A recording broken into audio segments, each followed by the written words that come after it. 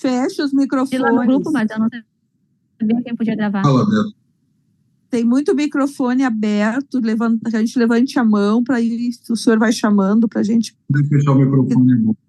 Tem muito ruído, tem muitos microfones abertos ao mesmo tempo. Obrigada. Quem quer falar? Beatriz falou, quem mais? Alguém? Professor, posso fazer uma pergunta? Quem é que está falando? É a Flávia. Pode, com certeza. Professor, eu trabalho com ATA, que é o triconosétimo, né, para fazer o peeling na unha, quando eu não consigo tirar aquela capa de queratose, né? E o que eu aprendi em relação ao ácido, quando a gente trabalha com ATA, a aplicação do ATA, ela faz uma vamos dizer, ela faz a morte da proteína ali daquela pele. Então, ela faz tipo um peeling e faz a morte daquela proteína. Então, às vezes, o fungo não se alimenta daquela proteína. Então, eu não sei se isso é correto. Não. Na verdade, o que você vai fazer é como se você estivesse fazendo uma limpeza mesmo. Você acaba retirando essa camada de queratina, você tira colágeno, você tira elastina, você tira a própria queratina, como eu falava, desbasta como se você estivesse fazendo uma fricção. Então, o que você vai fazer? Tirando essa camada superficial, você expõe mais o fungo, pelo menos diminui a camada de queratina. Porque o problema da queratina é que ela é um campo de força. Você não tem uma boa difusão. Então, é mais ou menos como a gente faz, por exemplo, fisicamente. Por que você, quando vai utilizar aqueles esmaltes que são, ou vernizes, né, que são misturados com drogas antifúngicas, a instrução é você pegar a lixazinha e lixar. Você pode fazer esse peeling mecânico através do lixamento, ou pode fazer o peeling químico. A ideia é exatamente a mesma. A intenção é, na verdade, desbastar um pouco essa camada de queratina, que é insolúvel e que tem dificuldades para permitir a difusão da droga antifúngica, exatamente para produzir poros, para diminuir essa camada, o tamanho dela, para você ter uma melhor difusão. Mas não está agindo sobre o fungo.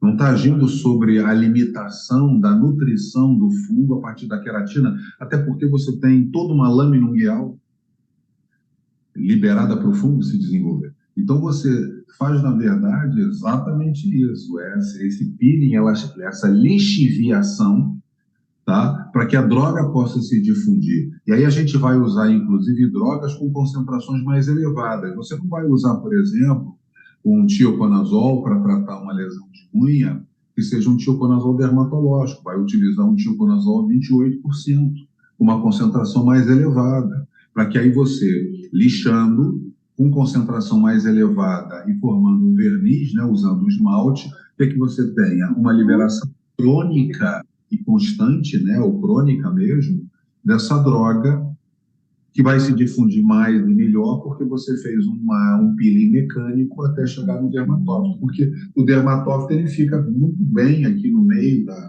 da queratina ali, da camada de queratina, protegido. E o que acontece?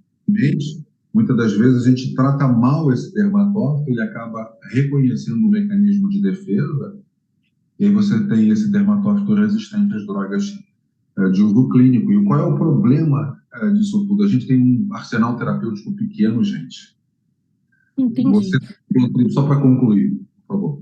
Você tem, por exemplo, clotrimazol, tioconazol, econazol, miconazol, todos são derivados azólicos, todos agem da mesma maneira. Então, na hora que você é resistente ao clotrimazol, você pode ser resistente cruzadamente ao miconazol, econazol, tioconazol também. A gente não tem muito por onde correr. Por isso, esse é o problema. A minha grande discussão, quando eu pergunto a vocês se vocês botam drogas antifúngicas nas formulações, é porque vocês normalmente estão com concentrações subclínicas naquela substância. E concentração subclínica significa dizer que você leva até o micro-organismo o mecanismo de ação daquela droga. Ele não morre, mas aprende como a droga funciona. Aí vai desenvolver o mecanismo de resistência. Entendi. Deixa eu só perguntar em relação ao verniz, né, que é os esmaltes. Eu aprendi que a unha ela faz varredura O verniz, ele não atrapalha essa varredura que a unha faz, essa troca? O que é varredura? Vamos dizer que a unha é formada de queratina morta, né, de célula morta. Então, eu aprendi que ela faz uma troca todo dia, uma varredura, para tirar os micro-organismos de cima da unha, o mecanismo dela. O verniz não atrapalha, porque ele junta uma placa de queratina embaixo? Na verdade, você tem a descamação natural que você está se referindo é da pele, né? Uhum. Você tem, a gente está se movimentando, está saindo aqui uma quantidade enorme de tecido queratinizado, que é tecido morto, né? Mas a unha não tem a mesma característica de renovação que a pele tem. A pele é muito mais assim, é muito mais fácil essa renovação e essa modificação do tecido morto queratinizado do que na unha. Então, essa expressão eu nunca tinha escutado, essa varredura. Então, na verdade, a unha, ela se mantém muito mais estável do que a pele. Então, o verniz, ele não vai atrapalhar. Ao contrário, por que não vai atrapalhar? Porque você faz essa, na terapêutica, com o verniz, você vai utilizar uma semana. Passado uma semana, por exemplo, se for o protocolo que for definido, você lixa e bota novo verniz. Mais uma semana, lixa e outro verniz. Então, você vai tirando, inclusive, essa camada que vai se acumulando a partir do próprio verniz, para que o próprio verniz não seja um impermeante da droga. Entendi. Professor. E outra coisa, mesmo com a descamação natural da pele, eu não me lembro do dermatófito. Eu tenho uma tinha PEDs, aí você produz hiperkeratose, você produz descamação. O dermatófito, ele não sai do foco infeccioso. Ao contrário, o que ele faz? Com a descamação da pele, ele vai liberando, ele vai picotando ele mesmo e vai liberando artrosporos, que a gente vai ver o que é.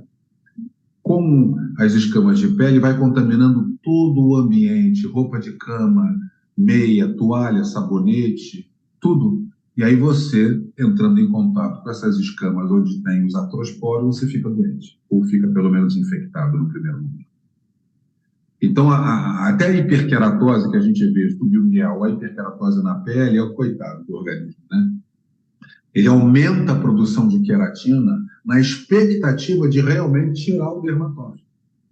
Só que ele está ajudando o dermatófito a se disseminar.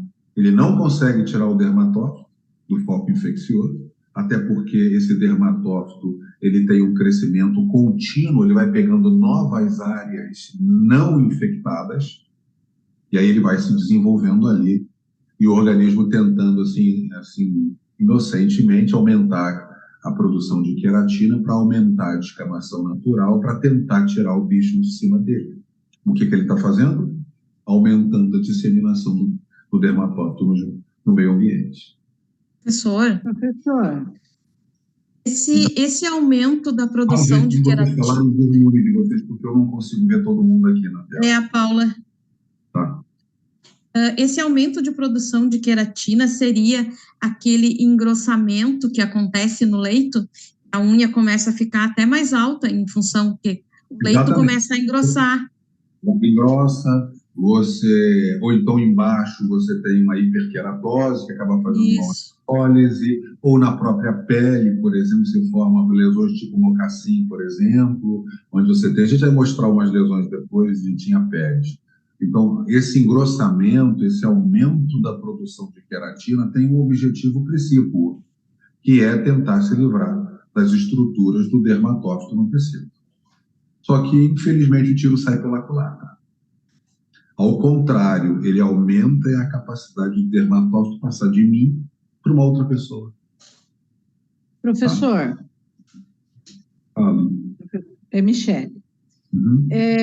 O fungo, ele tende a aumentar, a proliferar mais em meio à queratina? Se for o dermatófito é um fungo chamado queratinofito. fílico, ou seja, amante da queratina. O dermatófito ele surge no ecossistema para fazer decomposição de queratina. Tá. Como eu falei na aula passada, a queratina é uma garrafa PET. Ninguém consegue, né? Enfim, mas a maior parte, né, dos micro-organismos não conseguem obter os aminoácidos formadores da queratina porque ela é uma escleroproteína. A queratina é formada por polímeros, é uma estrutura altamente polimerizada. E esses polímeros, eles são unidos por pontes de enxofre. Isso é quase um forte, né? Ponte de enxofre, ponte de hidrogênio e força de Van der Waals. São as forças químicas. De baixo para cima, a força de Van der Waals você consegue destruir facilmente, ponte de hidrogênio já é mais difícil, de enxofre é muito mais difícil. Então, a gente, por exemplo, não consegue, comendo queratina, roendo unha, quando chega no estômago, ou então no intestino, a gente não consegue quebrar a queratina e pegar os aminoácidos. Porque a gente não consegue quebrar o quê? A ponte de enxofre. Mas o dermatófito consegue. A queratinase que o dermatófito tem vai lá e quebra a queratina. Não é uma reação química simples. Na verdade, antes do dermatófito chegar lá com a queratinase, ele produz um ambiente adequado, bioquimicamente falando e quimicamente falando, para a queratina chegar lá e quebrar essa ponte de enxofre e pegar os aminoácidos. Tem toda uma etapa bioquímica e química muito interessante, que a gente não vai entrar aqui no detalhe. Mas a gente fica assim, o fungo tem queratinase, vai lá e quebra e pega os aminoácidos. Porque então, assim, só para concluir, os dermatófitos, eles começam a vida deles fazendo decomposição de queratina. Senão a gente ia ter queratina até hoje, aí, dados de dinossauros. E ninguém conseguiu aquilo. Depois eles passaram a fazer decomposição. E ficaram só na queratina. Eles não vão para tecido interno nenhum. E aí eles têm uma potência muito grande para destruir essa queratina. Muito grande. E dependendo, porque a gente ainda não falou, mas esses dermatófitos, eles têm características diferentes. Eles podem ser antropofílicos, ou seja, estão associados com a nossa queratina. Podem ser zoofílicos, associados com a queratina dos animais, ou geofílicos, quando eles fazem decomposição apenas. Os antropofílicos, eles ficam caladinhos na gente, porque tem uma relação parasito-hospedeiro de milhões de anos, que nós aturamos eles e eles nos aturam. Então, por exemplo, o Trichophyton rubrum, que é o grande vilão da unha, é antropofílico. Por isso que a gente tem dificuldade de tratar, por isso que a gente tem dificuldade de ver clínica no Trichophyton rubrum. Por quê? Porque ele fica quieto. E quando a gente começa a tratar, como ele tem uma relação afetiva, a gente tem dificuldade de tirar esse bicho ali da unha. Então tem uma série de circunstâncias. É que geralmente no tratamento a gente faz a deslaminação para tirar a queratina do fungo, né? Para ele não ter contato com essa queratina da unha. E no caso, os ácidos que eu uso, eles vão promovendo essa descamação leve junto com o antifúngico. Então, assim, eu tento ir tirando a queratina para não deixar essa...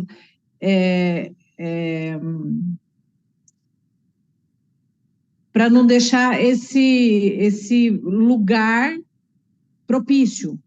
Sim. Entendeu? Esse tratamento seria correto? Sim, essa é a ideia. O problema é você colocar uma terbina fina. É colocar um econazol. O econazol, por quê? A concentração que está nessa formulação é uma concentração terapêutica? Você não sabe. Nem quem formulou. Esse é o problema. A grande questão, veja bem, usar junto com o protocolo do dermatologista, joia. Olha, vamos usar terbina fina, um protocolo pulsado. Aí você, protocolo, vamos fazer o seguinte, vamos favorecer a essa terbina fina. Vamos usar o ácido, vamos usar a ureia, vamos fazer um desbaste, vamos usar, sei lá, um motorzinho. Tudo bem. O problema, gente, que eu vou sempre tocar, é que você não sabe se esta formulação tem uma concentração terapêutica. Aí está estimulando o quê? Resistência. E um dermatófito do tipo Trichophthum rubrum, que é antropofílico resistente, você não tira nunca mais. Entendeu? Esse é o problema que eu vejo. Eu não sou contra se fazer nenhum tipo de tratamento alternativo, mas não botando antifúngico. Laser também ok. Ok, porque o mecanismo físico, às vezes o micro-organismo, ele está resistente a drogas, que são substâncias químicas. Mas aí você pode aplicar um protocolo físico perfeito, entendeu? Quer dizer, eu acho que a gente tem que ter muita clareza para essas coisas. Que é mais ou menos assim, Paulo, eu estou tomando aqui uma medicação natural para emagrecer. Deixa eu dar uma olhada. Aí quando eu vou olhar, tem um ansiolítico. Então não é natural. Está tomando ansiolítico para quê? Para tirar a tua ansiedade de comer. Então não é natural. Então eu comprasse um ansiolítico, fosse tratar, por exemplo, com alopatia. Aí colocou ansiolítico na formulação para você diminuir a ingestão de alimento, deixou de ser natural. Deixou de ser natural. Então, se você não quer tomar, se você não foi no endocrinologista porque não queria tomar ansiolítico, aí você vai no terapeuta natural, tá a porcaria da substância lá com ansiolítico, com, sei lá, com medicação psiquiátrica. Entende, gente, o que eu quero dizer? Então, a gente tem que ter lucidez com as coisas, porque a gente não pode promover a resistência das drogas antifúngicas pelos micro-organismos, porque isso é uma luta inglória, a gente vai perder, ele vai se tornar resistente. E no caso da gente, quais são as substâncias que a gente vai escolher para tratar, já que a gente tem 3 ou 4 apenas, diferente da bacteriologia? Tá bom? Gente, eu preciso começar a aula. Professor, só mais uma pergunta dentro desse quadro aí. Então, o uso tópico, não adianta a gente colocar um antifúngico ali, seria melhor colocar uma ureia para fazer aquela varredura, fazer aquela limpeza, ficar mais fácil da gente limpar? Sim, e ele continua tomando via oral que o dermatologista orientou? Não é isso, veja bem. Que eu acho que você pode, quando for tratamento tópico, porque o tratamento ele pode ser tópico, ele pode ser um tratamento oral, ele pode ser um tratamento combinado. Vai depender, é por isso que o laboratório é importante, vai depender do bicho que está lá. Tá? Então, e o fungo, ele tem cura? Oi? Ele tem cura? O fungo em si, a gente consegue fazer com que o paciente sare? Olha só, biologia não é matemática. Há casos e casos, mas a esmagadora maioria das vezes você consegue tirar o paciente da clínica. Aquilo que alguém falou, o laser. Se você tem um fungo maltratado durante 20 anos, eu estou dizendo a vocês que a gente tem poucas formulações. Você vai escolher o quê? Tratou com o quê? Tratei com terbinafina. Não deu certo. Tratei com clotrimazol. Não deu certo. Tratei com amorofina, não deu certo. Tratei com tolnafitato, que está ligado à terbinafina, não deu certo. Eu vou tratar com o que mais? Não tem mais. Entende, gente? Não tem mais. Eu não tenho 30 drogas diferentes, com mecanismos de ação diferentes. Eu não tenho. Eu lido com um campo pequeno de ação. Por isso que a gente tem que ter uma perspectiva racional para o uso do antifúngico, porque se a gente perde a mão, aí quimicamente eu não tiro mais o paciente da clínica, Adriana, porque se eu tenho 3 ou 4 ou 5 formulações e o bicho é resistente a todas as formulações, como é que eu vou tirar? Aí a gente vai lançar mão de outras coisas, óleos essenciais. De fato, os óleos essenciais têm ação antifúngica. Vou trabalhar com laser. De fato, o laser tem ação antifúngica. Até a alta frequência que as pessoas demonizam. A gente fez experimentos no laboratório e não cresceu fungo in vitro. Então, eu vou ter que buscar outros mecanismos que não sejam químicos. Mas por que é que você, podóloga, vai ser promotora de resistência a drogas antifúngicas? Se você pega uma formulação que tem antifúngico, e eu não sei quem produziu essa formulação, e eu não sei se ele colocou em concentração terapêutica, eu estou promovendo resistência. Porque se é uma concentração subclínica, eu mostro para o fungo como age o mecanismo e não mato ele. Aí, na hora que você for tentar tratar mesmo com um derivado azólico, ele é resistente. É isso que a gente tem que entender. E que eu vejo que as pessoas querem botar um nome, né? Usa como cosmético, né? Ele registra como cosmético, bota lá o nome, fulano de tal, o seu próprio nome com a sua linha de substâncias. Se é realmente cosmético, se é um emoliente, se é um hidratante, está tudo certo, mas botou droga antifúngica, aí a brincadeira começou a ficar ruim. Não tem que botar droga antifúngica. Como não tem que botar ansiolítico se você quer fazer uma medicação natural ou botar qualquer outra substância alopática no meio de ervas, no meio de boldo, no meio de não sei o que você está querendo fazer, usar para melhorar, enfim, diminuir a ingestão de alimentos, por exemplo. Entendeu? Professor, mas o que seria a concentração terapêutica? Vai depender, por exemplo, de cada droga. Aí a gente teria que ver, por exemplo, qual é a concentração terapêutica, por exemplo, do itraconazol. Normalmente aquelas drogas, os comprimidos de itraconazol tem 500 miligramas, tem 100 miligramas. Então, ali você tem uma concentração terapêutica. Quanto você colocou na sua formulação? 20 miligramas? 30 miligramas? Entendeu? Então, você tem uma concentração terapêutica que foi estudada numa pesquisa clínica para chegar numa concentração sérica, por exemplo, se for uma droga que você usa oral, ou chegar numa concentração passando pela lâmina unguial, por exemplo, chegando no fungo numa determinada concentração, que você tem que botar uma concentração mais elevada para poder chegar numa concentração terapêutica. Isso são cálculos farmacológicos, de farmacodinâmica, de farmacocinética, gente. Não é na galega.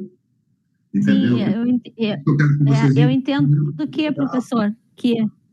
Desculpe, Rosane, como é que essas pessoas que trabalham com podologia chegaram a concentração de uma terbinafina na formulação dela? Fizeram os cálculos farmacocinéticos e farmacodinâmicos? Não fizeram, seguramente não fizeram. É isso que eu quero dizer para vocês. Então, ou vai na orelhada, ou vai porque ouviu e tal, mas eu tenho certeza que não fez o cálculo que o farmacêutico vai fazer. Exato. Entendeu, gente? É bem isso, professor. Uma das discussões muito grandes que aconteceu num grupo foi isso. Uma crítica sobre as coisas. Eu não misturo qualquer coisa numa substância e passo para frente. Entendeu? Professor, eu costumo fazer todas as fórmulas em conjunto com uma farmácia de manipulação que eu tenho aqui. Então, quem faz esse cálculo para mim é uma farmacêutica. Aí, ok. Sim, a princípio, sim. Vamos dar César o que é de César. Né? Eu imagino que o farmacêutico de manipulação deve fazer esses cálculos todos aí. Eu realmente... Eu não passo sozinha, geralmente eu passo o caso, eu falo o que eu gostaria e a gente discute a medicação e ela fala, olha, eu acho que teria que ser tantos % desse aqui. E fica com ela. Sabendo o que está falando, tudo bem. Agora, não dá para você não trabalhar, então, pelo menos com um farmacêutico, fazer os cálculos que tem que fazer. Né? Porque isso aí tem uma matemática danada, gente. Isso aí tem uma matemática danada. Eu não sei disso aí, mas tem uma matemática danada aí. Entende? Eu vejo, por exemplo... Não, sozinha eu não faço. Senão a gente vai ficar conversando aqui. É muito bom conversar, mas eu preciso entrar na aula. É verdade. Enfim, o que acontece? A gente precisa entender que as coisas não são simples, tá? Como as pessoas vendem para nós. Eu não quero demonizar ninguém, eu não pouco, absolutamente nada disso, de formulação, não. Mas o que eu desejo que vocês tenham é uma crítica sobre as coisas, porque não é um caldeirão da bruxa, tá? Uma pitada de teia de aranha, uma pitada de pata de elefante, não sei mais o que, mistura pum, uma fórmula para tratar fungo. Não é assim. Não é assim. É uma outra coisa que eu vejo muito. Paulo, eu estou tratando com uma substância que eu descobri, assim que chegam para mim as histórias, que eu descobri, está dando resultado para tratamento de onicomicorese. Aí eu pergunto assim, aí eu quero, sei lá, patentear, enfim. Aí eu pergunto assim,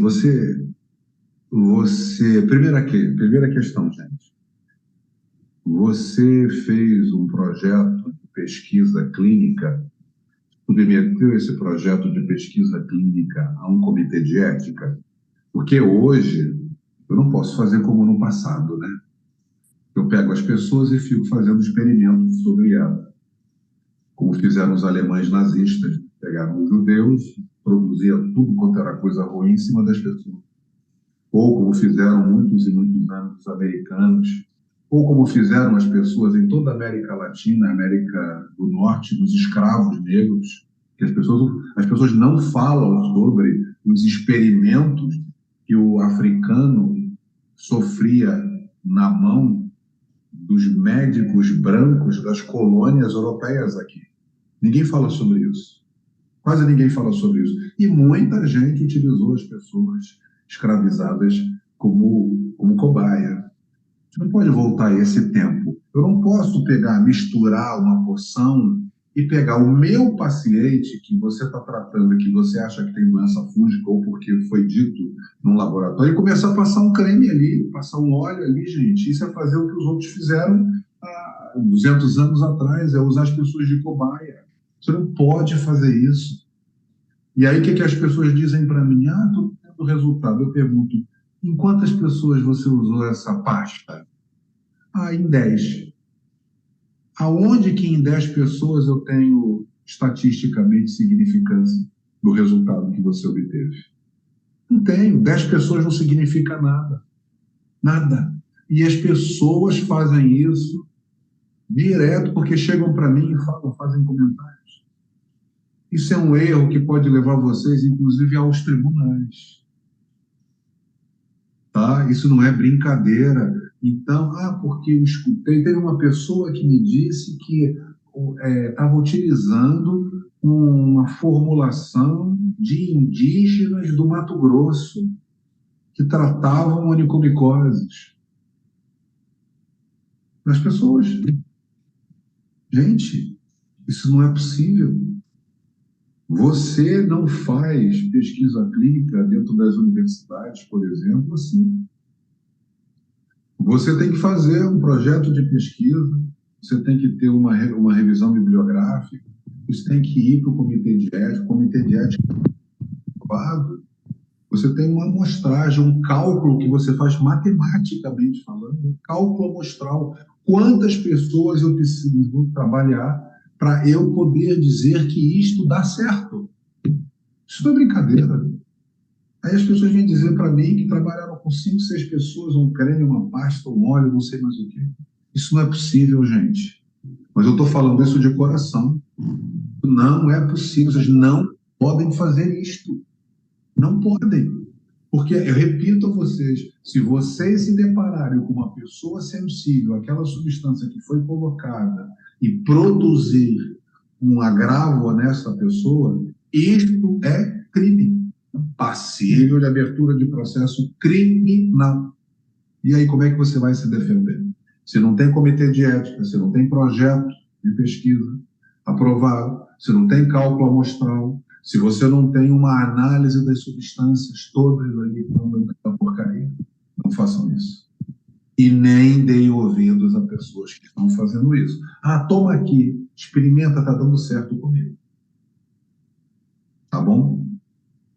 Isso é muito sério. Vamos trabalhar. Os fungos têm formas diferentes. Alguém perguntou alguma coisa? Deixa eu entrar aqui na aula Senão já são 10 horas da noite. Como é que vai ser? Vamos lá. Vamos falar um pouquinho do que eu falava na aula passada para vocês, para reviver, né, um pouco do contexto. Primeira coisa que eu acho que é importante, eu sempre falo, eu sempre gosto, né, eu falei que eu gosto de filosofia da natureza, eu sempre gosto de falar um pouquinho de como é que as coisas aconteceram no nosso planeta para vocês entenderem, né? Falando de astrobiologia dentro da micologia, a gente sabe que o nosso universo tem 13 bilhões de anos, a gente sabe que o sistema solar e a Terra foram formados 9 bilhões de anos depois, ou seja, há 4,7 bilhões de anos. Isso a gente sabe. Vida, a gente só conhece a da Terra, por enquanto. Provavelmente, com a quantidade brutal de micro-organismos, deve existir alguma coisa diferente, com certeza, do que a gente tem aqui, mas seres que conseguem ter algum tipo de individualização, algum tipo de metabolismo, alguma coisa.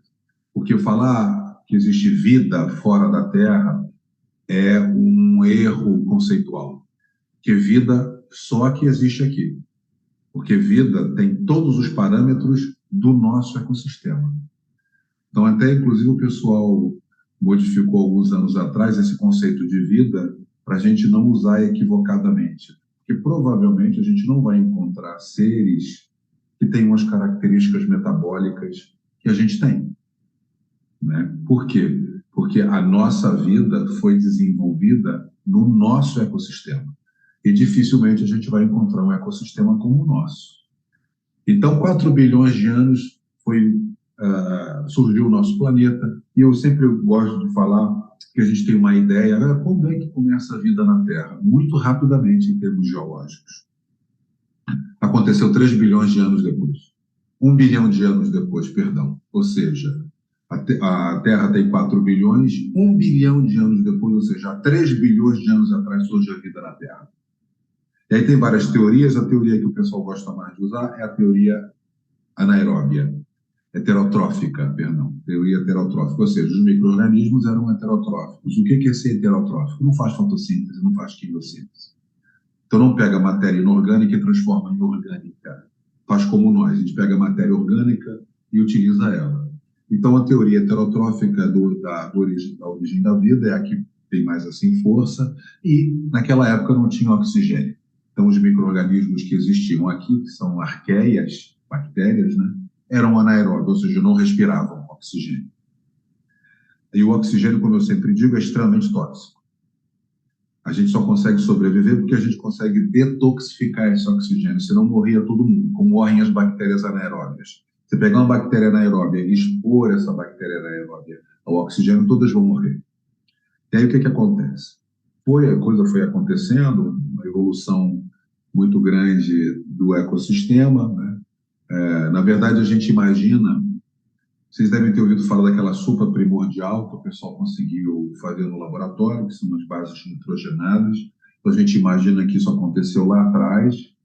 É uma história interessante que o pessoal conta, que uma estrutura que não é viva, chamada coacervado, eles formaram assim uma espécie de um glóbulo de gordura, e dentro algumas substâncias que começaram a ter reações químicas inorgânicas. Esses coacervados que tinham individualizados dentro deles um meio ambiente e tinham reações químicas inorgânicas, parecem que foram os precursores da vida. Só que a gente não sabe como isto, que era inorgânico, passou a ser uma célula, tá? A gente, por enquanto, ainda não sabe. Uma hora vai saber.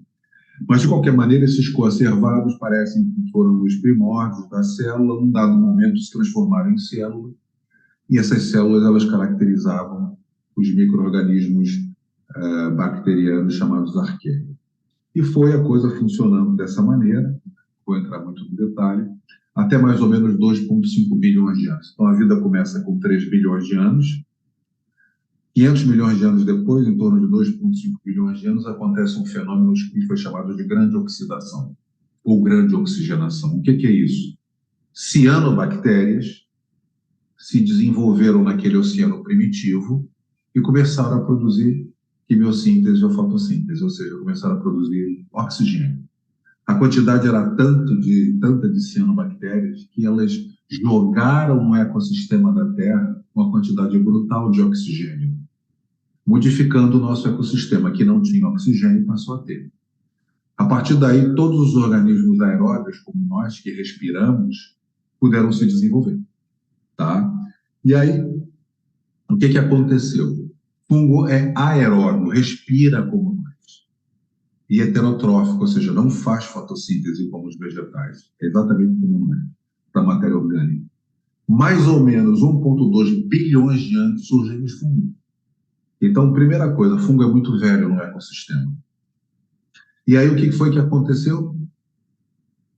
A natureza, que produziu vida com prazo de validade, criou um problema para ela, morria e a matéria orgânica ficava imobilizada na matéria orgânica morta. Aí chamou os fungos e falou: você pode me ajudar?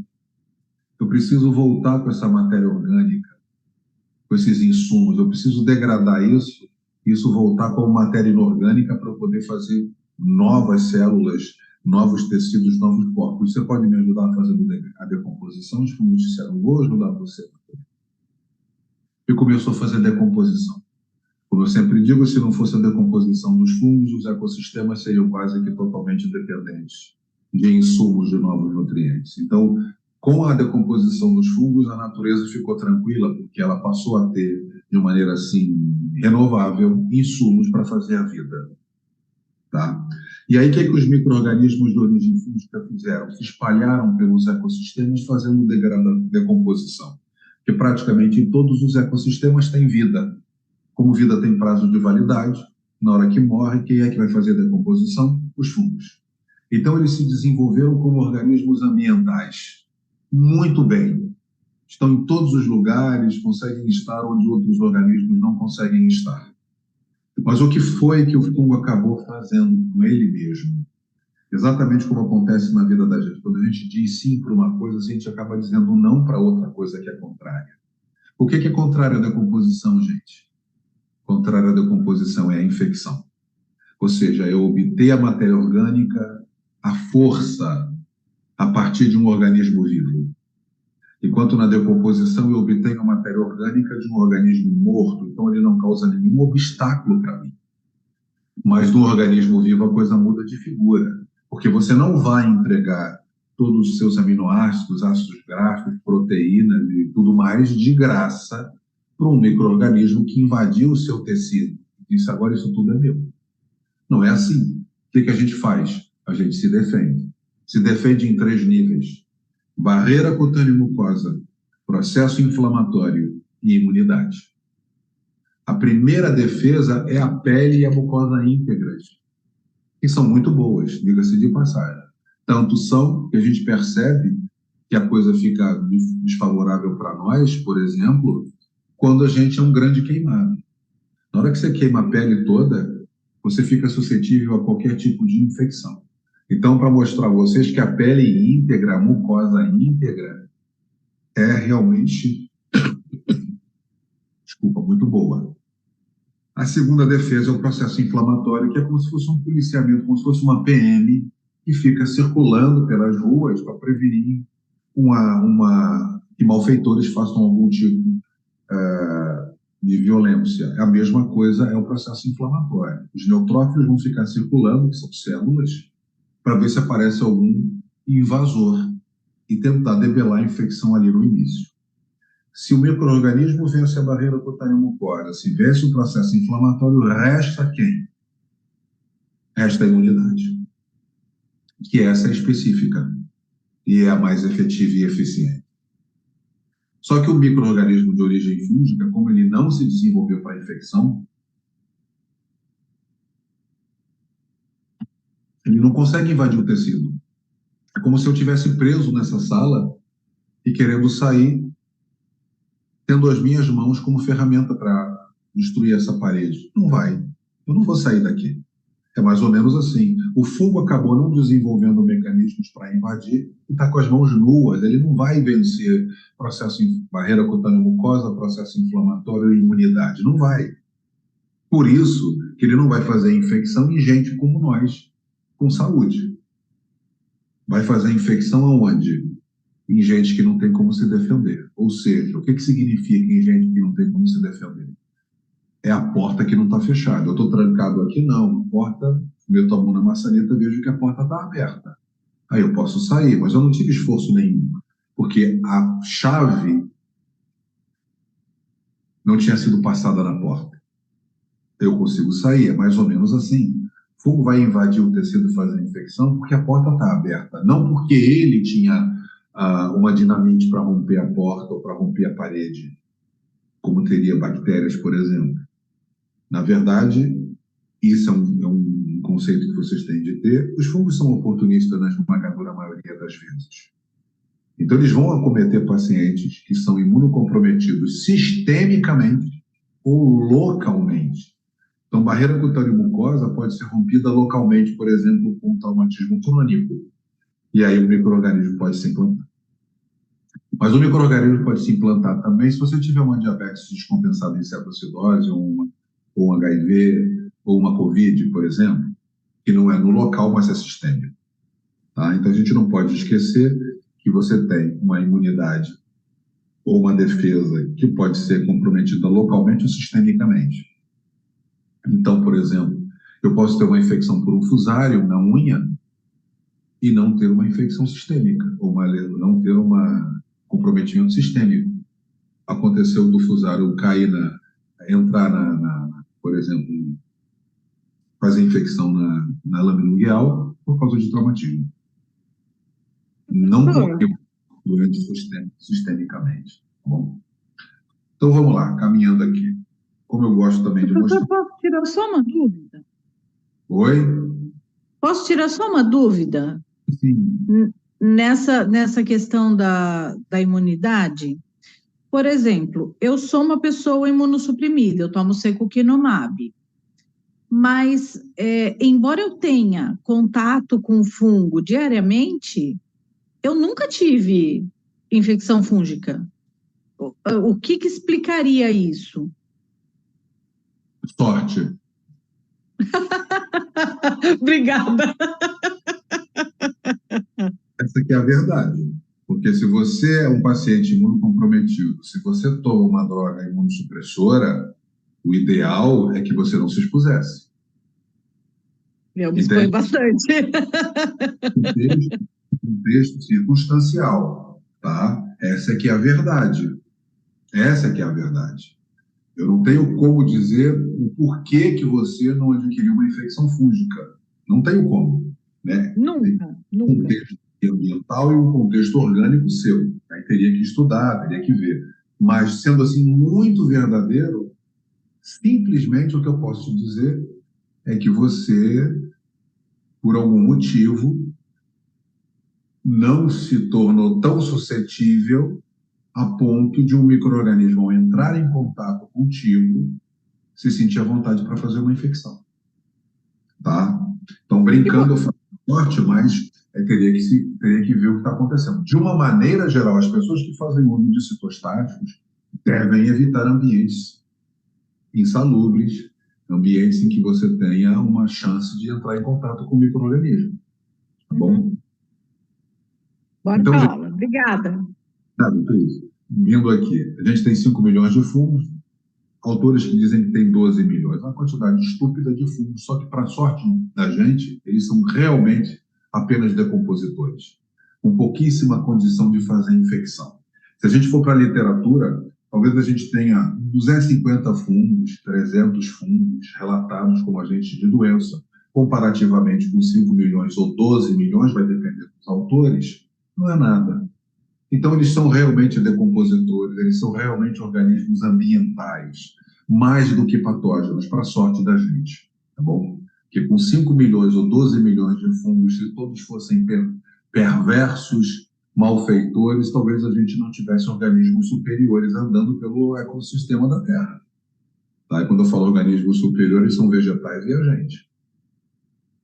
Vamos ver um pouquinho dos fungos, tá? Como é que eles são. A gente falou ontem, mas a gente tem que repetir, porque isso é o fundamento do trabalho da gente dentro da micologia. vindo de dentro para fora, né? Ou seja, ultraestrutura significa a célula do fungo. Coisas que eu não vejo no microscópio comum, esse microscópio que a gente vê no laboratório. Essas coisas a gente só consegue ver num microscópio que a gente chama de microscópio eletrônico, que não é um microscópio comum. Na verdade, o microscópio eletrônico é quase até uma construção, né? E fica assim, disponível dentro dos laboratórios de pesquisa das universidades, que é muito caro, né? Apesar de ser o microscópio eletrônico, você joga feixes de elétron sobre a célula, ou tangenciando, ou passando por ela, e aí você tem as imagens sendo reveladas e você consegue analisar o que tem dentro da célula. Então, ultraestrutura é isso. Então, o que eu preciso dizer para vocês? Né? Eu peguei aqui uma célula fúngica qualquer e estou mostrando o meio externo, que é o meio ambiente, e estou mostrando o meio interno, que é dentro da célula. Entre o meio interno e o meio externo, a gente vai ter uma coisa chamada parede celular, que está aqui fora, e a parte mais interna a gente vai chamar de membrana celular. Então, a gente vai ter que falar um pouquinho, porque as drogas antifúngicas vão agir.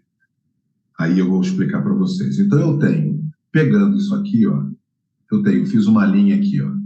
Eu tenho parede celular, que é a parte externa, tá? A parede como se fosse um muro entre a minha casa e a rua. E o muro, a parte de dentro do muro, é a membrana celular, que é da parede, né, do muro para dentro da casa. Então, só para vocês entenderem, do muro para a rua, parede celular, do muro para dentro, membrana celular, é o que eu estou mostrando aqui.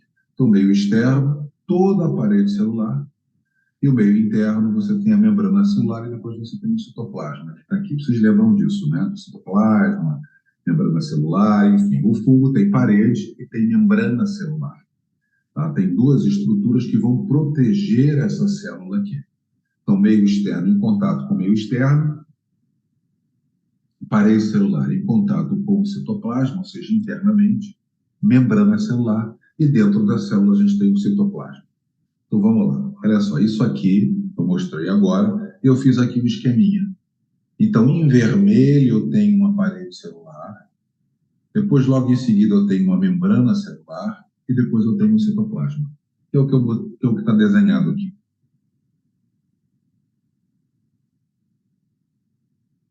Vamos ver uma coisa, pegando aqui do lado. Em vermelho, parede celular. Olha o que tem na parede celular, essa estrutura toda aqui, ó. Mais externamente eu tenho manoproteínas. Aqui no meio eu tenho glucanas. E aqui embaixo eu tenho quitina, perto da membrana celular. A membrana celular. Então essa quitina está bem aqui, nessa pontinha aqui, ó. As manoproteínas estão no meio aqui. E as glucanas, né, estão no meio aqui. E as manoproteínas estão aqui do lado de fora. É isso aqui que eu estou mostrando. Então a quitina está aqui para dentro e logo em seguida vem a membrana celular. Olha ela aqui, ó. A membrana celular é aquela membrana, não sei se vocês estudaram isso no curso superior ou no curso técnico. A membrana celular ela tem uma camada bilipídica, tem um aspecto de mosaico fluido, é uma substância com permeabilidade seletiva, tem uma importante função na célula, tá? Mas o que me interessa falar da membrana celular? De um esterol, de uma substância que dá estabilidade à membrana celular, que é o ergosterol, que vocês já devem ter ouvido falar quando utiliza as drogas antifúngicas. Então, o ergosterol está aqui, ó, na membrana celular, tá? Aqui a membrana celular, aqui, ó, está aqui, dando estabilidade a essa estrutura. Então, na parede celular, eu tenho aqui mais para fora manoproteínas, aqui no meio dessa linha vermelha eu tenho glucanas, e aqui fora, dentro da célula, eu tenho quitina. Logo em seguida vem a membrana celular, que tem ergosterol. Guardem isto, porque essas substâncias todas aqui são substâncias que a gente vai trabalhar. O que acontece? Hoje, a gente tem, assim, muita dificuldade de tratar as pessoas com as drogas antifúngicas. Por quê? Porque elas são tóxicas, gente, para nós. Matam o fungo e podem matar também a gente. Mas por que essas drogas antifúngicas elas são tóxicas? Porque os fungos e nós nós somos muito próximos em termos de evolução, nós somos primos. Então, nós temos muitas coisas em comum. E essa semelhança acaba atrapalhando a gente no tratamento. Então, por exemplo, uma coisa que a gente não tem é parede celular, a gente só tem membrana celular. E aí o pessoal tentando desenvolver uma droga antifúngica que agisse sobre a membrana, a parede celular. Só que a gente não tem. Se eu desenvolvo uma droga antifúngica que vai agir sobre a membrana, a parede celular, eu tenho menos toxicidade. E aí o pessoal desenvolveu um antifúngico que age sobre glucanas. Como a gente não tem parede celular e a gente não tem glucanas, em tese, essa substância é menos tóxica para nós. Porque se a gente não tem parede, mas o fungo tem, então vai agir sobre a parede do fungo, mas não vai agir sobre a nossa célula, porque a gente não tem parede. Então, hoje, a gente tem drogas que agem sobre a parede celular, aqui sobre as glucanas, que são os derivados das equinocandinas. Quem são? Caspofungina, anidulafungina e micafungina. De uma maneira geral, essas drogas que agem sobre a parede celular, sobre as glucanas, a gente utiliza para infecção sistêmica, para paciente imunocomprometido com infecção grave, pulmonar, cerebral, por exemplo. A gente não usa para tratar onicomicoses. Tá? Então, basicamente, parede celular, a gente utiliza a parede celular como sítio de drogas antifúngicas para diminuir a toxicidade, tendo em vista que a gente não tem parede celular na nossa célula. No entanto, as drogas antifúngicas todas que vocês usam praticamente agem sobre a membrana celular. Agem sobre o quê? Ergosterol. O ergosterol, ele dá estabilidade à membrana celular. Sem ergosterol, a membrana celular se desorganiza e o fungo tem problemas. Ou pode parar de crescer ou morrer. Então, o que a gente usa? Normalmente, a gente usa aqui terbinafina e os derivados azólicos. Cetoconazol, clotrimazol, tioconazol. Por exemplo, todas as drogas antifúngicas e a terbinafina agem aqui. Agem como, gente? Impede a síntese do ergosterol. E a célula, então, sem ergosterol, ela não consegue se multiplicar. Por quê? Para ela se multiplicar, ou seja, para ela se reproduzir, ela precisa fazer a membrana celular da célula filha. Se não tiver ergosterol, ela não consegue sintetizar uma nova membrana, aí ela para de crescer. Fica paradinha no tecido. Então, é muito importante que a gente entenda que as drogas antifúngicas para tratar, por exemplo, onicomicoses, agem sobre a membrana celular, basicamente sobre o ergosterol. Uma outra substância que o pessoal usa para tratar infecção fúngica, que age também sobre o ergosterol, são os derivados poliênicos. Por exemplo, a anfotericina B, a nistatina. A gente usa para tratar infecção fúngica, muitas das vezes sistêmicas, e essas substâncias elas agem também sobre o ergosterol, mas diferente do derivado azólico. Enquanto o derivado azólico impede a síntese do ergosterol, o derivado poliênico, a anfotericina ou a nistatina, arranca esse ergosterol da membrana celular. E ao arrancar, ele faz poros. E aí, o que vai acontecer com a célula? Ela vai perdendo material citoplasmático até morrer. Então, a anfotericina, a nistatina, ela age sobre o ergosterol, não sobre a síntese como derivado azólico, mas sobre a própria molécula. Qual é o problema da anfotericina? O problema da anfotericina é que o ergosterol entra na formação do colesterol. Então, lá na via biosintética, você vai vendo com as substâncias, chega ergosterol, depois vem colesterol. Então, na hora que a gente age sobre o ergosterol, seja, por exemplo, o derivado azólico, eu tenho impedimento da síntese de colesterol. Na hora que eu, com o derivado poliênico, arranco o ergosterol, como o ergosterol é muito parecido com o colesterol, a droga antifúngica, o derivado poliênico, vai arrancando também o colesterol da membrana celular da gente e destruindo a célula. Então, por isso que o derivado azólico é tóxico, porque impede a síntese do ergosterol e a síntese do colesterol. Mas não é esse colesterol que a gente dosa no laboratório, gente. É o colesterol que está na membrana celular. É o colesterol esterificado, tá? Então, o que acontece? Esse ergosterol aqui, quando eu uso um derivado azólico, por exemplo, o cetoconazol, o gluconazol, o itraconazol, impede a síntese do ergosterol. Quando eu uso a terbinafina, impede a síntese do ergosterol. Impedindo a síntese do ergosterol, o fungo não se multiplica, ele para. Então, essas drogas são chamadas de fungostáticas. Mas os derivados poliênicos, a anfotericina e estatina, vem e arranca o ergosterol daqui, olha, da membrana celular, formando poros, e aí você tem o extravasamento do material intracelular para fora. A célula morre. Tá? O que acontece com o derivado poliênico? O que acontece com a nistatina, com a anfotericina?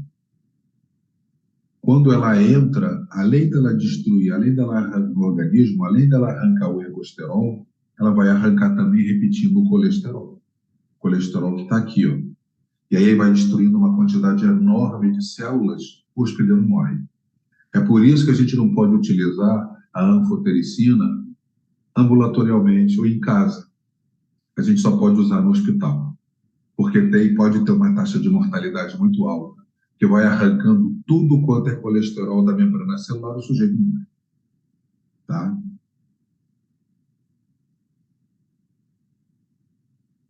Então, agora vocês entenderam por que eu parei para falar de parede celular e membrana celular. Parede, para ficar assim, organizado, parede e membrana celular, hoje são sítios de drogas antifúngicas. Tá? Uma outra questão importante é o uso de parede celular, por exemplo, como um marcador no laboratório. Quando o fungo está se desenvolvendo, por exemplo, no pulmão, ele está crescendo ali no pulmão, ele deixa cair na circulação essas substâncias. E aí, se eu crio um kit bioquímico, imunológico, para identificar essa substância, eu posso dizer que, pegando o soro do paciente e fazendo uma análise, e havendo, e eu descobrindo essas substâncias, eu posso dizer que o paciente está com uma infecção fúngica. E é o que acontece hoje. Hoje, a gente pega o soro do paciente no laboratório, quando eu suspeito de uma infecção fúngica, uma aspergilose, tiro o soro do paciente, coloco num kit desse que vai me identificar a presença de glucanas. Porque o fungo crescendo no tecido, ele deixa cair na circulação manoproteínas, glucanas, quitina. E aí, se eu fizer uma punção e pegar um pouco de sangue, eu posso ter a sorte de pegar uma dessas glucanas em suspensão. E aí eu vou usar um kit sorológico para identificar a glucana. Identificando, eu digo, olha, tem fungo aí. Então, também hoje, a gente utiliza a parede celular, além de sítio de drogas antifúngicas, também a gente utiliza para fazer diagnóstico laboratorial. Tá? Por isso que parede e membrana celular são importantes que a gente estude, que a gente entenda pelo menos um pouquinho. Estou mostrando aqui para vocês, olha, a membrana celular. Quais são as... Na membrana celular, qual é o sítio anatômico, né? O sítio celular que vai ser atacado, o ergosterol. E aí o ergosterol, pelos derivados azólicos, vai agir aqui no finalzinho da síntese do ergosterol, de lanosterol em ergosterol. A droga antifúngica vem aqui e impede que haja síntese de ergosterol. Aí o fungo para de se multiplicar. A terbinafina também, olha só que vocês usam muito, também age sobre a síntese do ergosterol. Mas lá atrás, na via biosintética, tá? Então, azoles e terbinafina, tioconazol, iconazol, cetoconazol, agem sobre o ergosterol, sobre a síntese do ergosterol, e a terbinafina também age sobre a biossíntese do ergosterol. Agora você já sabe.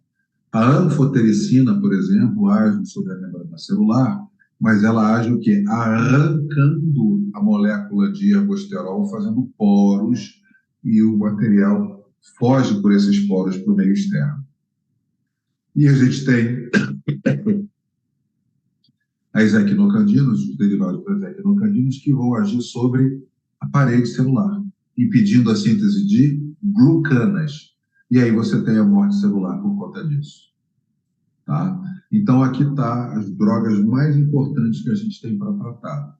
Derivados azólicos, derivados poliênicos e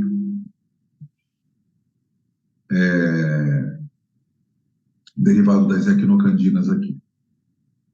A Candida auris, que você já deve ter ouvido falar que é multiresistente, ela é resistente aos derivados das equinocandinas, aos derivados azólicos e aos derivados poliênicos, ou seja, as três drogas, os três grupos de drogas que a gente consegue salvar vidas de pacientes com infecção invasiva.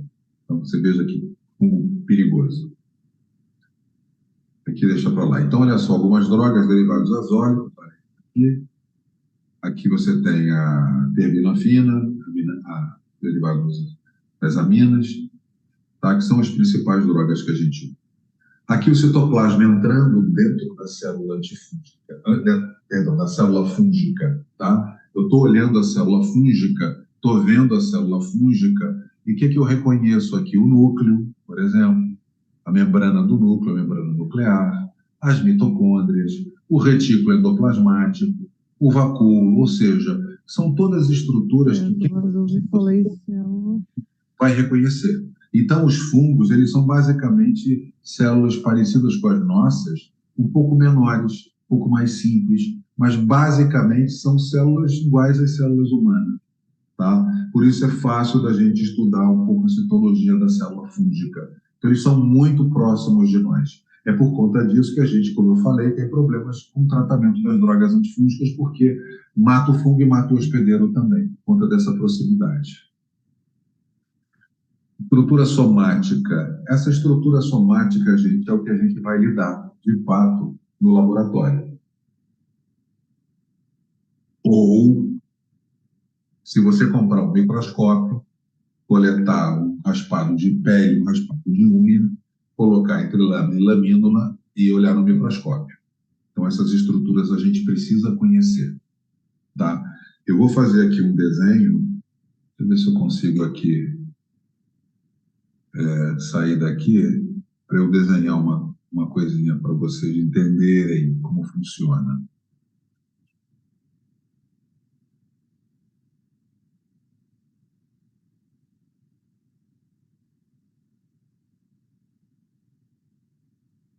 Não é isso que eu queria.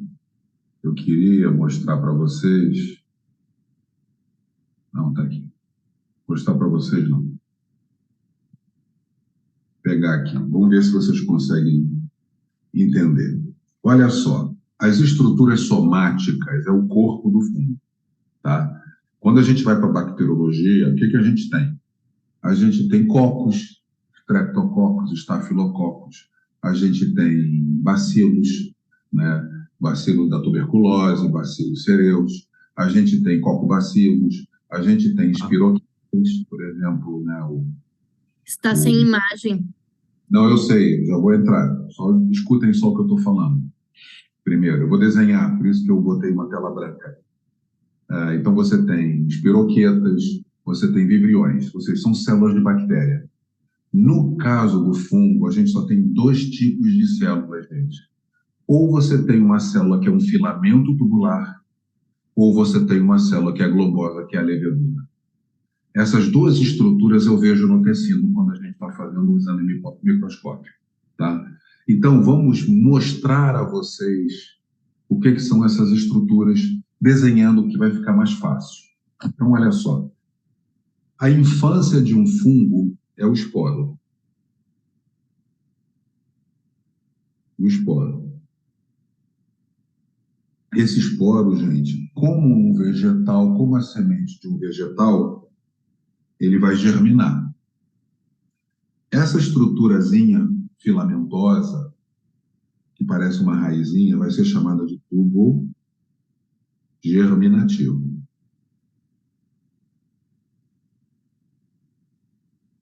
Tá? O que vai acontecer? Essa estrutura vai começar a se desenvolver como se fosse assim um novelo de lã. Tá? Então, vai formar uma estrutura, um emaranhado, como se fosse um bando de linha. Essa estrutura, inclusive, é que se desenvolve dentro da gente. Tá? Dentro do pulmão, no cérebro, no baço, na pele, na unha. Essa estrutura. Eu vou pegar aqui um fragmento para a gente estudar essa estrutura. Está aqui ela aqui, ó. Um pedacinho dessa estrutura. Essa estrutura, gente, esse pedacinho, que é uma célula tubular, que na verdade é um filamento, né? Um filamento tubular. Essa estruturazinha aqui, eu vou chamar de hifa. Tá? Que é um fragmento, qualquer fragmento do todo, tá? Dessa estrutura toda aqui. Eu vou puxar para cá para fazer um esqueminha aqui. Olha a hifa aqui, ó. Cortei a hifa, olha a hifa aqui, um tubinho, tá? Então a hifa está aqui. O que vai acontecer? Algumas hifas, gente, vocês já sabem que tem parede celular, que tem membrana celular. Então, da parede celular, vem projeções para o meio desse tubo.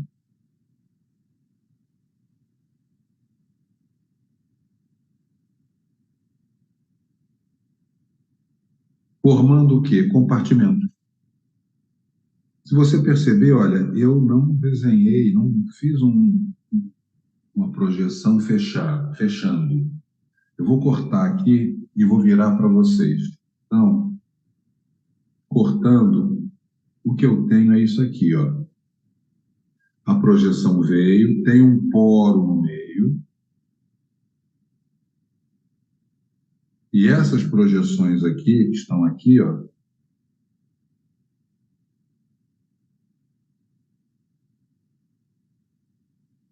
essas projeções são os septos, que tem um poro no meio. Então, por isto, eu desenhei assim. Por isso que eu desenhei assim. Tá? Nessas condições aqui. Isto aqui é isto aqui, que é um septo com poro central. Então, essa hifa que tem projeções da parede celular formando septos com um poro, eu vou chamar de hifa septada. Tá? Essa hifa septada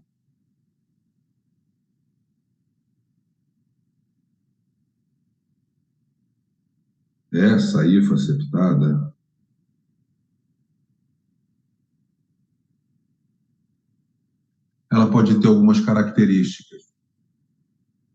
Ela pode ter na parede celular dela pigmentos como se fosse melanina, pigmentos melanoides, tá? Fazendo com que a hifa fique negra. Então, uma hifa septada com pigmentos melanoides vai fazer com que a hifa fique negra. Uma hifa septada negra, eu vou chamar de hifa septada de DMACA, por exemplo.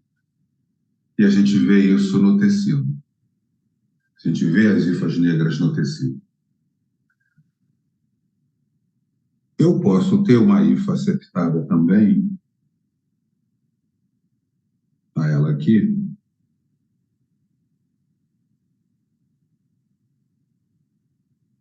só que ao invés de ter pigmento, não tem pigmento algum. É incolor aqui. Essa hifa incolor, eu vou chamar de hialina. Então, eu vou ter uma hifa septada hialina. Tem uma hifa septada demácia e tem uma hifa septada hialina. A gente vê no tecido também. Uma outra hifa, vou voltar para cá. Uma outra hifa pode ser que não tenha septo, não tem projeção da parede celular. Então, é uma hifa que não tem absolutamente nada aqui impedindo a passagem. Essa hifa sem septo vai ser chamada de hifa acetada, que é normalmente hialina. Normalmente não, que sempre é hialina. Então, gente, essas estruturas que começaram com um esporo, que germinou, que começou a se desenvolver, que deu origem a um micélio, né, que deu origem a um emaranhado, que eu puxei aqui, tá aqui, que pode ser septada, que pode ser septada hialina, que pode ser septada demácia, ou que pode ser aceptada,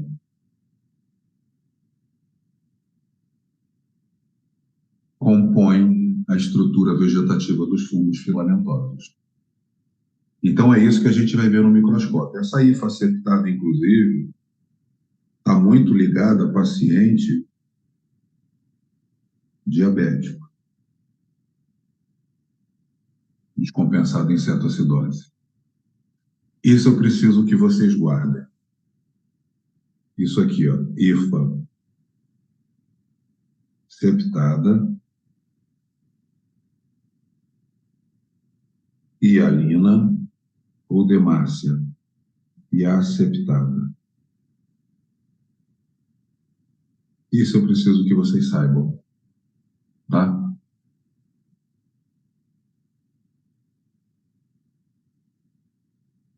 É o mínimo que vocês precisam saber. Por quê? Essas hifas, gente, elas estão também no tecido. Na hora que você coletar um raspado de pele e for para o microscópio, se o fungo for um fungo filamentoso, porque tem hifa, essas são as possibilidades de estrutura que você pode encontrar. Tá? Isso é fundamental que a gente entenda.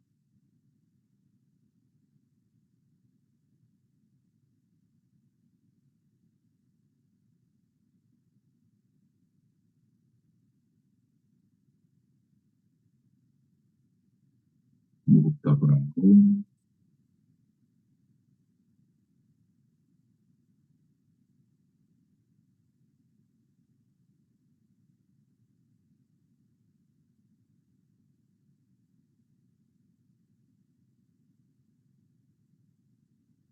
Conseguindo ver?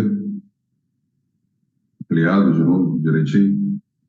Então, olha só, era isso para mostrar a vocês inicialmente. Olha só, fungo filamentoso é formado por uma hifa septada hialina. Eu não falei, mas o conjunto de hifas forma um micélio. Então, olha só, a hifa é um pedacinho aqui. Se eu juntar com outro, com outro, com outro, vai formar o quê? um emaranhado. Esse emaranhado eu vou chamar de micélio. Então, micélio é o conjunto de hifas. Então, se a hifa é septada hialina, eu vou ter um micélio septado hialina. Se a hifa é septada demácia, eu vou ter um micélio septado demácio. Se a hifa é aceptada, eu vou ter um micélio aceptado. Tá? Então, isso aqui são os fungos filamentosos.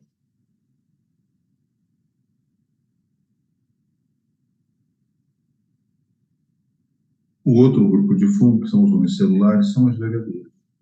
Eu vou ter um fungo leveduriforme. Tá? Isso é importante que a gente guarde. Então, vamos lá. Olha só. Mostrando a vocês uma hifa, um corte, que é um filamento tubular, e uma célula de levedura, que é uma célula globosa. Então, um fungo formado por hifa vai dar origem a fungos filamentosos, já que a célula é um filamento tubular, fungo filamentoso. Aqui um fungo, uma célula que é uma levedura, já que o fungo é formado por células de levedura, ele vai ser chamado de fungo leveduriforme. Então, a partir de agora, ninguém vai falar mais nada de bolor e nem de mofo. Bolor e mofo são sinônimos de fungo filamentoso. Tu não vai falar mais isso, tu vai falar fungo filamentoso no lugar de mofo, ou fungo filamentoso no lugar de bolor. E fungo leveduriforme, tá? Então, apesar de serem diferentes, eles são suficientemente parecidos para estarem na mesma classificação como fungo, essas duas células. Então, vamos lá. O desenho que eu fiz está melhor aqui. O esporo, que germina, tubo germinativo, aqui, o promicélio, vai se desenvolver formando um micélio. É isso aqui, tá? Então, é como se fosse aquela experiência do feijão. Você bota o feijãozinho, que poderia ser os esporos dos fungos, vai se desenvolver, olha aqui, olha, o tubo germinativo, ou aqui no caso do feijão, a radícula, e aí vai se desenvolvendo, formando o quê? A raiz. Parecido com o que acontece no vegetal. Então, só para a gente... Professor, Pois a tela não está aparecendo os desenhos, tá? não está aparecendo? Não, tá ali multicelular, filamentoso, daí hifa, septadas hialinas, micélio, septado hialino. Mas não está aparecendo, não tá mexendo, é isso? Tá na página 11. Tá aparecendo a página 11. Deixa eu voltar aqui. Vê se está mexendo agora, andando. Tá? Ou não? Agora sim, mudou. Agora dá para ver todos os desenhos. Então, eu estava aqui, a gente estava aqui, não é isso? Tava em outra tela. Aqui? Isso, aí. Então, olha só, caminhando então, né? Como eu estava falando, o que que acontece? Você tem aqui as duas estruturas fúngicas, ou um filamento tubular, que vai caracterizar os fungos filamentosos, ou as leveduras, que vai caracterizar o fungo leveduriforme. Aqui que eu falei, fungo filamentoso é sinônimo de mofo ou bolor, tá? A gente não vai mais falar isso. Aqui é fungo filamentoso, porque tem hifa, fungo leveduriforme, porque é formado de levedura. Essas são as duas terminologias corretas. Essas estruturas a gente vê no tecido. A gente vai ver na cultura e ver no tecido. Por isso que a gente tem que falar delas para vocês. E aí vamos lá de novo. Passou o slide, né? Então você está vendo aqui o esporo, o tubo germinativo, que vai desenvolvendo, crescendo, até formar essa estrutura aqui. Como a hifa é um pequeno fragmento, se eu for juntando pequenos fragmentos, vou dar origem ao que a gente chama de micélio. Então, esse novelo de lã aqui, a gente vai chamar de micélio, que é o que a gente vê dentro do tecido, quando ele está fazendo a infecção. É aquela experiênciazinha do feijão, só para a gente fazer uma comparação. Aqui o feijão está no algodão, se desenvolvendo, produzindo, por exemplo, o que seria para nós no fungo tubo germinativo aqui a radícula, vai crescendo, vai formando a sua estrutura vegetativa, como aqui a gente colocou no esqueminha do fungo. Tá? Só para vocês acompanharem a ideia. Caminhando, o que a gente tem? Fungo vegetal. Aqui você tem o esporo germinando e aqui você tem a semente germinando. Aqui você tem a estrutura vegetativa ou somática, ou seja, o corpo do fungo, e aqui também o vegetal. O que é o corpo do fungo? Raiz, caule e folha. Qual é o corpo do fungo? O micélio. Hifa com micélio. Tá? E depois a estrutura de reprodução. É como se a gente fosse um microbotânico. Para eu dizer que um fungo é o aspergillus, que é o penicillium, que é o trichophyton, que é o micrósporo, eu tenho que ver a estrutura de reprodução. Exatamente como a gente faz, por exemplo, quando a gente olha uma rosa, uma margarida, você está vendo a estrutura de reprodução do vegetal e reconhece aquela flor como margarida, como rosa. A mesma coisa a gente vai fazer na micologia. A gente vai olhar a estrutura de reprodução e vai dizer que fungo é. Então, aqui tem um esquema do quê? Do penicillium. Tá? Então, mostrando, por analogia, como as coisas funcionam com os fungos e os vegetais, que são muito próximos. Só para vocês terem essa comparação, aqui a gente tem as hifas, que lembra, na verdade, um novelo de lã desfiado. Essa é a ideia, para ficar assim, um processo de entendimento, de memorização. Na verdade, a hifa é um novelo de lã desfiado. E esta hifa, esse micélio, né, que é o conjunto, com esse aspecto, é que está dentro do hospedeiro fazendo infecção. Tá? Na hora que eu coletar o material, eu vou ver essa estrutura aqui no tecido. E a gente já sabe, se essa estrutura for formada por uma hifa septada e hialina, o que eu vou ver quando olhar no microscópio? Hifa septada e hialina. Se essa hifa for formada por hifa septada demácia, o que eu vou ver no microscópio? Hifa septada demácia. Se essa hifa for aceptada, o que eu vou ver no microscópio? Hifa aceptada. Tá? Então, isso é muito importante, porque eu preciso, na hora que eu for colocar no laudo, descrever isso. E isso que eu estou mostrando para vocês é importante, porque a gente vai fazer uma aula de laudo, vocês vão ver como os laudos são mal feitos. E como muitos laudos não servem para nada, porque, na verdade, não estão diagnosticando nada. Isso é uma coisa que vocês vão precisar aprender, a saber fazer análise de laudo.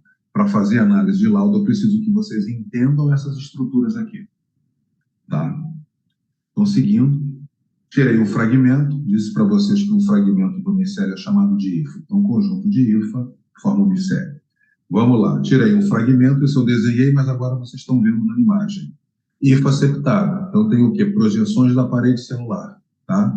Formando septos, e esses septos têm um poro septal, de maneira que esses compartimentos aqui podem passar material nutricional, citoplasma, nuclear, de um compartimento para o outro. Aqui está o esqueminha mostrando o septo e o poro no meio, tá? Esse é o esquema. Aqui uma fotografia, que a gente vê no microscópio. Olha o septo aqui. Aqui é o septo, aqui é outro, aqui é outro, aqui é outro. Então é isso aqui, ó, que a gente está vendo. Aí a gente tem o quê? Aquilo que eu falei, uma hifa septada e hialina. Olha a hifa septada e hialina que eu falei que ela é incolor. Mas você consegue ver os septos aqui. Olha, tem um septo aqui, tem um septo aqui, tem um septo aqui. Só que a gente normalmente cora com azul de algodão para melhorar a visualização.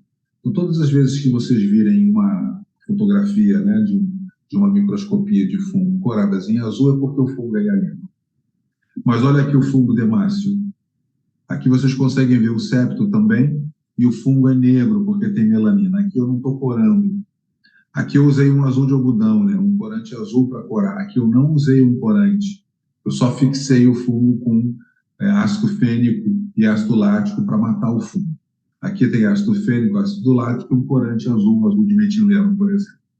Então, fungo hialino não tem coloração, fungo demácio tem. Isso a gente vê no tecido, por isso eu preciso reconhecer isso. E aí a septada que eu mostrei para vocês, que não tem septo nenhum, está ela aqui sem septo algum. Olha aqui, sem nenhum septo, tá vendo? Normalmente essa hifa septada é hialina, por isso que a gente cora de azul também. Então, esse aqui é um fungo que a gente encontra causando frequentemente infecção de paciente diabético. Então, mostrando a vocês que a gente tem esses três tipos de hifas aceptadas, hifa septada hialina, septada demácia e aceptada. Cada fungo tem um tipo de hifa. Ah, Paulo, eu estou vendo uma hifa hialina e uma hifa demácia. Então, você está vendo uma contaminação. Então, o fungo não se transforma numa hifa ou na outra. Aqui mostrando um fungo filamentoso. Aqui ele crescendo no meio de cultura, com uma colônia que é granular. Eu tirei um fragmento, fui para o microscópio, estou mostrando ele aqui. Tem os esporos, a estrutura de reprodução, são penicílium, por exemplo. Aqui mostrando um esqueminha de fungo leveduriforme. Tem as colônias de leveduras, células de levedura, né? Aqui mostrando a levedura gemulando, ou seja, se reproduzindo, produzindo uma gêmula, um broto. E aqui, quando ela produz um broto, e faz outro broto, outra gêmula, e outra, como está aqui, ó, lembra uma hifa que não é uma hifa, né? São brotos que não se soltaram. Então, uma estrutura que a gente vê muito, inclusive declarado nos laudos, uma pseudo-hifa. Agora, vocês sabem o que é uma pseudo-hifa? Uma pseudo-hifa são as gêmulas que não se soltaram, formando uma estrutura filamentosa. E essas gêmulas aqui, ou brotos, gente, elas são chamadas de blastoconídeo, ou blastosporo, que é uma outra estrutura que vocês veem muito nos laudos. O cara coloca célula de levedura e blastoconídeo, ou pode ser blastosporo também. Célula de levedura e pseudo-hifa. Agora vocês sabem o que é uma pseudo-hifa. Tá? E alguns fungos têm cápsula, como o Cryptococcus. Estou mostrando aqui a célula de levedura gemulando. Olha aqui, olha, uma pseudo-hifa. Isso tudo aqui são células de levedura. É isso aqui, ó. Isso aqui é isso aqui. Aqui ainda está meio gordinha, mas aqui, como se tivesse sido tracionado, puxado, formando uma espécie de um cordão de salsicha. Mas é a mesma levedura que está aqui. Tá? Então é uma pseudo-hifa, por quê? Porque isso aqui são células de levedura e não são hifas. Mas lembram uma hifa. Aqui a cápsula, vocês estão vendo a cápsula, o Cryptococcus está aqui no meio, aqui dentro. Então, um fungo bem patogênico. Mostrando a colônia de levedura, que é uma colônia úmida, mucoide, pastosa. E aqui tirei um fragmento feito do microscópio, só estou vendo bolinhas, que é o que normalmente a gente vê. Então, a levedura, ela não é trabalhada, não é analisada, basicamente, por morfologia, como os outros fungos que são formados de hifas. Aqui a gente vai usar bioquímica. A gente coloca isso num equipamento e o equipamento diz para mim que levedura é. Se é uma cândida, se é uma rodotórula, se é uma outra levedura qualquer. Tá? Mostrando esse algoritmo aqui. A estrutura vegetativa, que é a hifa, que pode ser septada, que pode ser hialina, que pode ser septada, que pode ser demácia, que pode ser aseptada e as células de levedura. Então, guarda esse esqueminha aqui, né, que serve muito para nós. Quando eu vou para o meio, pro tecido, eu tiro um fragmento, eu faço um exame micológico direto, eu também vou ver essas estruturas no tecido, gente, tá vendo? Uma hifa que pode ser septada, hialina, a gente vai ver o que é artrosporos e tal. Pode ser uma hifa com artrosporo, uma hifa sem artrosporo. Aí você tem aqui dermatófito. Depois eu vou falar com mais calma. Uma hialofomicose, uma hifa septada, demácia, com ou sem artrosporo, vocês vão ver o que é. Uma hifa aseptada. Aqui as várias estruturas que você pode encontrar no tecido de uma levedura. Posso encontrar, por exemplo, células de levedura com hifas curtas e curvas. Isso aqui é o pano branco, pitiríase. Posso encontrar uma célula de levedura com pseudo-hifas, hifas verdadeiras, uma cândida, cápsula, Cryptococcus, e outras estruturas que a gente pode encontrar que não são nem hifas e nem leveduras. Tá? São nódulos, são grânulos, corpúsculo uniforme, corpos asteroides, esférulas. A gente não vai entrar no detalhe disso aqui, não. Isso é mais para a micologia médica. Vai ficar mais com isso aqui, com hifas e células de levedura. Tá? Aqui depois eu vou voltar aqui para explicar para vocês com mais calma por que eu botei o nome das doenças aqui. Tá? Porque olhando a estrutura no microscópio e vendo o fungo no tecido, eu posso meio que dizer qual é a doença. Tá? Por isso que é muito importante o exame micológico direto. Por isso que é bom vocês fazerem no laboratório. Pega um fragmento, vira no microscópio e dá uma olhadinha. Olha como é que no exame micológico direto eu posso, inclusive, cair em verde, dizer qual é a doença que eu acho que seja. Isso aqui é importante, esse quadro é importante para vocês, tá? Aqui estão todas as estruturas que vocês podem encontrar no tecido com as doenças associadas a elas. Tá? Mas eu vou voltar a ele, porque a gente já falou muito. Eu não vou falar nem de reprodução hoje, eu preciso dar atenção de vocês. Eu vou falar sobre essas estruturas vegetativas e a gente vai encerrar para amanhã às 8 horas a gente começar falando de estrutura de reprodução, porque eu preciso dar atenção de vocês, e a gente já avançou bastante, vocês vão estar cansados, eu preciso dar atenção. Estou mostrando aqui as hifas e as leveduras e outras estruturas que estão no tecido, na amostra clínica. Tá? Então, mostrando aí a diferença do fungo filamentoso adulto, do fungo leveduriforme adulto. Aqui é um emaranhado de hifas, de filamentos, aqui uma colônia com várias células de levedura. Tá? Então, mostrando para vocês como funcionam as coisas. Olha aqui a cultura filamentosa, e aqui eu estou vendo uma estrutura de reprodução, que a gente vai ver depois. Olhando essa estrutura de reprodução, eu identifico isso como se fosse um aspergillus. Aqui eu estou vendo o fungo leveduriforme, a colônia dele é uma colônia mucoide, pastosa. Tirei um fragmento, fui para o microscópio e estou vendo células de levedura. Então, olha a diferença entre o fungo filamentoso e o fungo leveduriforme. Aqui eu tenho morfologia para identificar, como se fosse um botânico. Aqui eu não tenho. Então, aqui eu vou ter que fazer bioquímica, colocar num equipamento automatizado e ele vai dizer para mim, através de provas bioquímicas e fisiológicas, qual é a levedura. Aqui não, eu posso sentar no microscópio, olhar isso e dizer que fungo é. Eu vou parar aqui. Vou parar aqui hoje porque a gente já avançou bastante, a gente conversou muito e já são 9h17, 10h17. Então, olha só, vamos por etapas, de maneira a gente construir o entendimento. Não é simples, tá? Mas não é algo difícil também da gente entender. Como falta muitas das vezes conteúdo básico para vocês, eu sei que é mais difícil. Então, a gente caminhou, eu mostrei para vocês as estruturas vegetativas dos fungos, que são essas que a gente vai encontrar no tecido. Tem que entender que a estrutura vegetativa é formada por fungo filamentoso por hifas, cujo conjunto é o micélio, e essas hifas elas têm características diferentes que eu vejo no microscópio. Tá?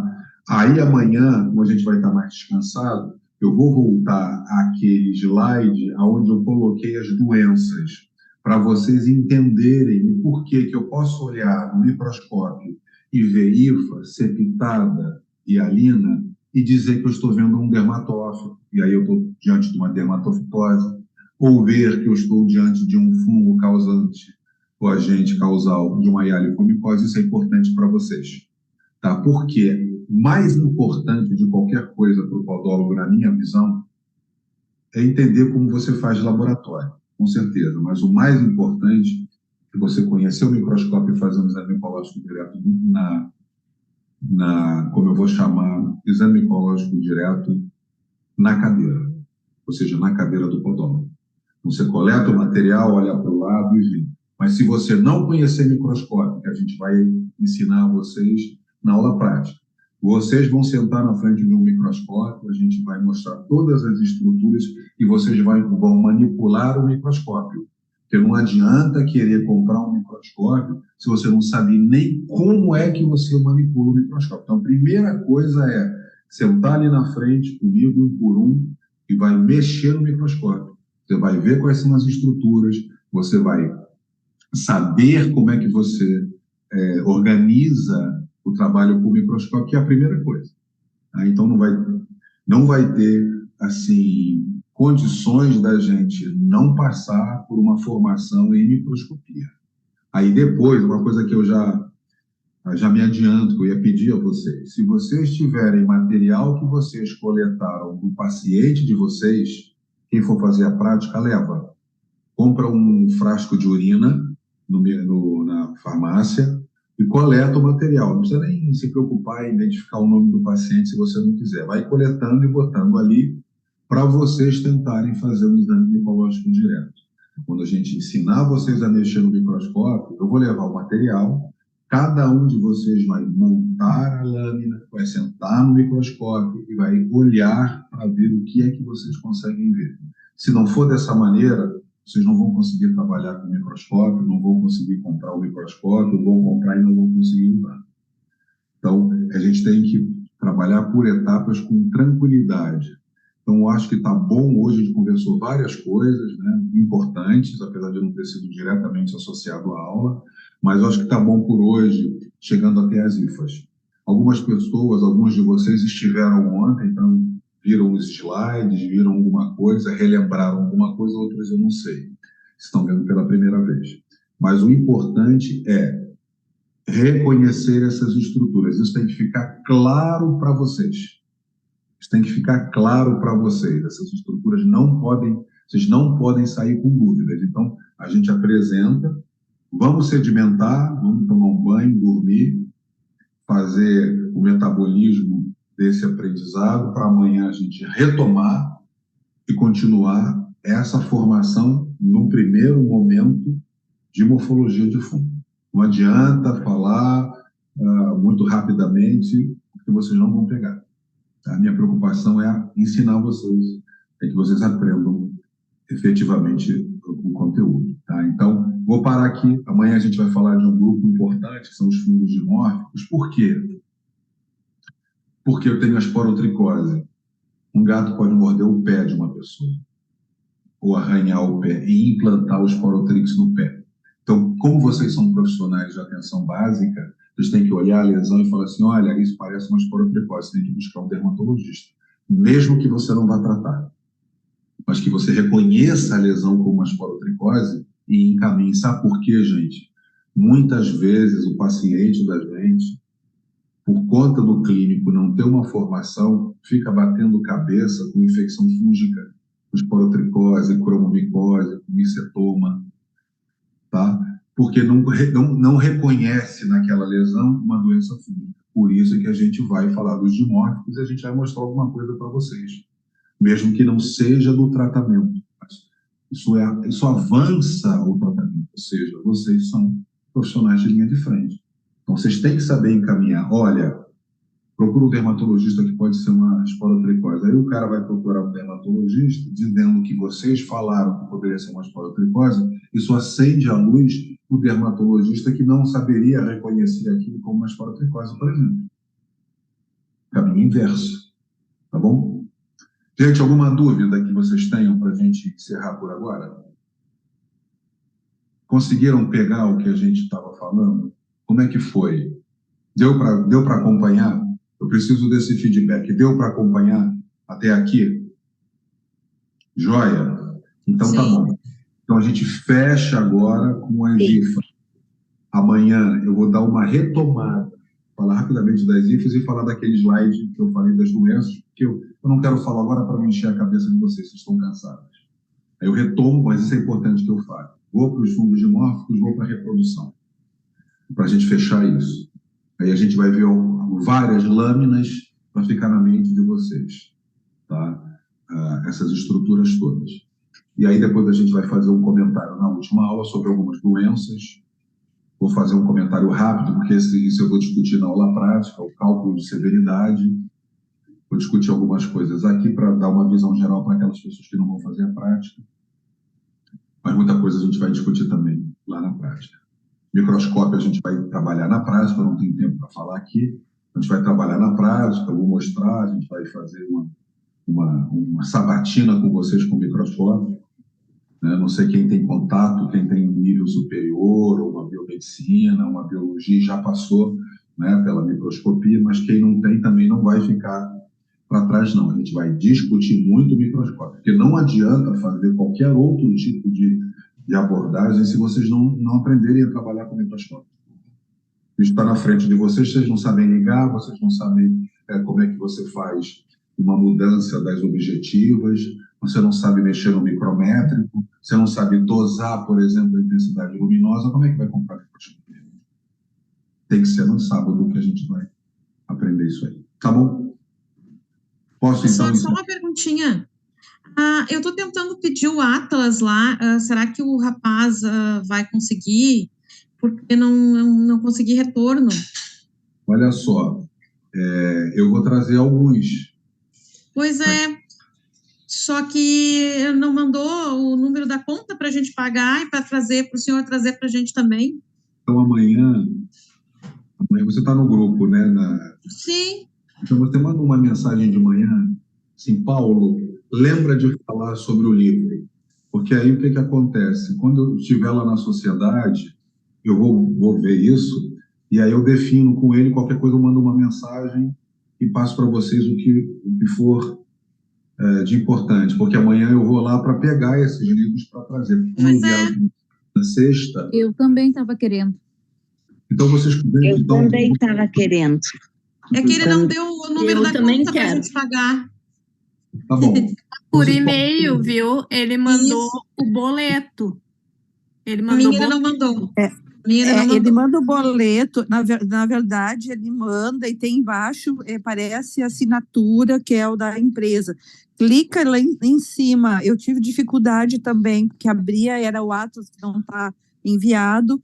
Tu clica em cima, onde está o nome da empresa. Ele não te deu resposta nenhuma? Não, só disse que eu tinha que passar os dados.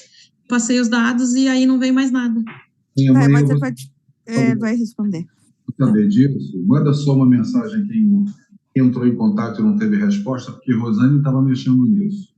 Mas eu peço até a Rosane que me diga assim quem quer amanhã, e as pessoas que quiseram e não conseguiram falar e tal, manda uma mensagem para eu, mas manda de manhã.